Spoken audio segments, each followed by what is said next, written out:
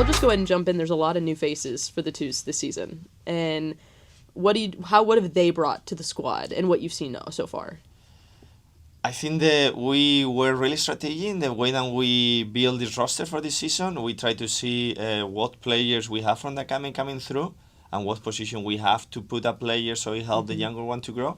And all the players that we brought during the 6 week of preseason, we thought that they can add a lot to the team to build the identity in the way that we want to play.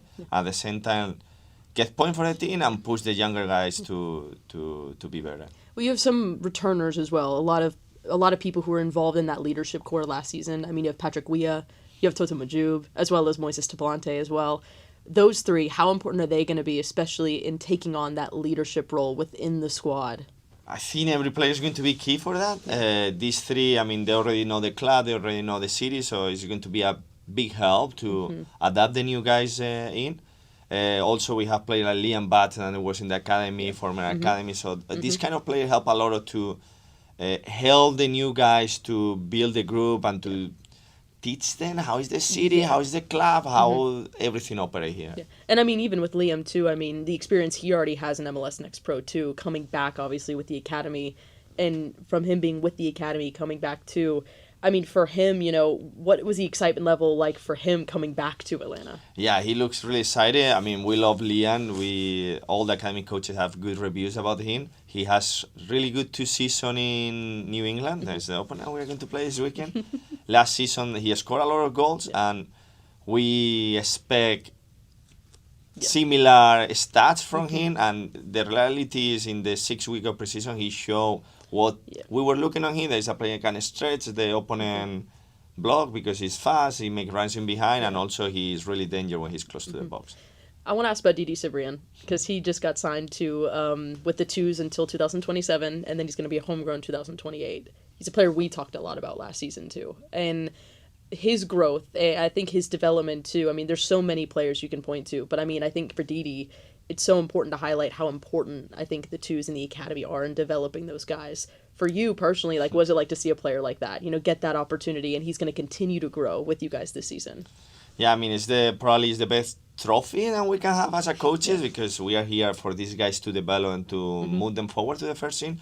And Didi was a key player last year in the last 10 games. Yeah. He took the spot, he won the spot, and he defended that spot and helped the team to build the identity and we won it.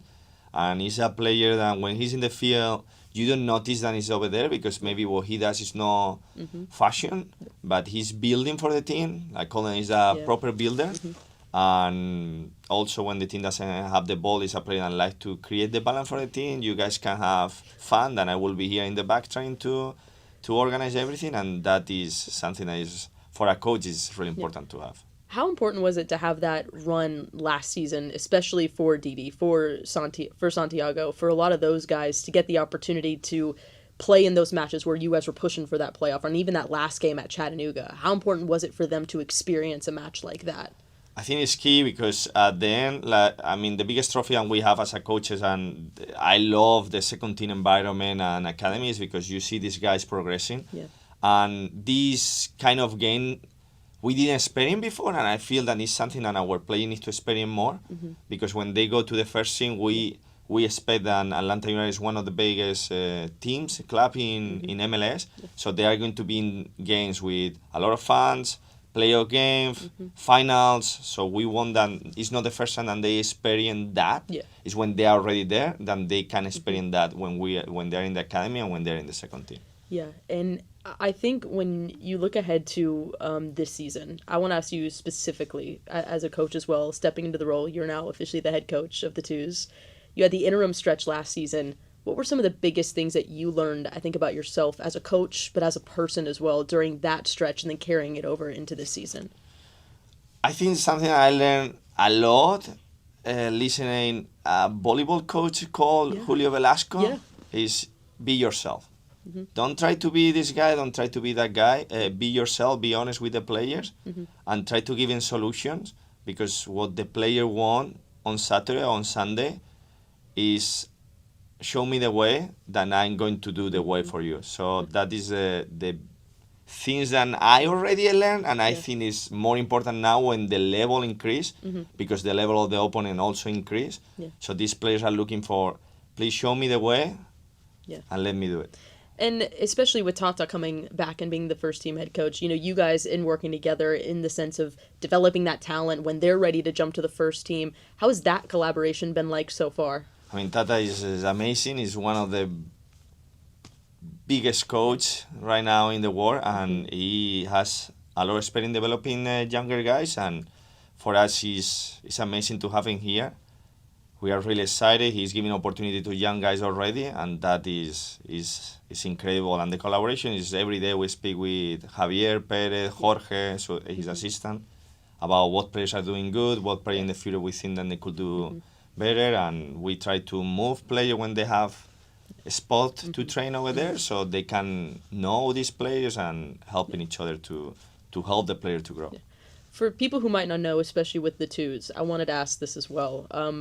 What would you define the coaching philosophy or how you want this team to play on the pitch this season for the twos? Really similar on the first season, and really similar to the identity that we have in Atlanta United. It's a team that want to be the main team on the field. We want to dominate in opponent half if it's possible, and when we lose the ball, we want to win as soon as possible. Yeah. So when people go to the stadium to watch, they can feel something about us. Tata said something in preseason, it's kind of echoed throughout it, something we've used too on SDH, the word protagonist. It's something that Tata has said to the team. I wanted to ask you, for you, when you see that with the twos and how you want them to play, what does being a protagonist mean when they're on the pitch? Dominate the opponent through the ball and through creating chances. And when we don't have it, being aggressive with high pressing an opponent half, then we can recover the ball as soon as possible. And make them the opponent feel that this is not going to be an easy day for you. I did want to ask, there was a video of some of the players, mimicking you a little bit on the twos thing. What any thoughts on that? No. They're out of the roster. They're done. Goodbye. No, it's just, I mean, we cannot forget that at this age they are still being kids, some of them, so... Yeah. That balance is interesting, too. For you as this coach, a lot of these guys are, still developing as people. And so when it comes to that coaching side, how important is it to find that balance between, coaching them on the field with their on-the-field persona, but then also off the field as they're continuing to, grow into adults and who they're going to be? Yes, correct. And social media is a big part for them right now. I love that. Let's go ahead and switch to Sunday.